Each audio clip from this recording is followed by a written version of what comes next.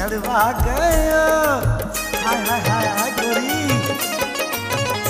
એક દિવસ હું ગોરીને મળવા ગયો પાછલી બારીએથી હું ચડવા ગયો ત્યાં તો પડકારો આવ્યો કે ત્યાં કોણ છે મેં તો ચમકીને જોયું તો સામો હતો સામે જોયું ત્યાં કાળો એ કામો હતો એ તો મારી આઈટમનો મામો હતો મામો હતો મામો હતો બીતા બીતા હું તો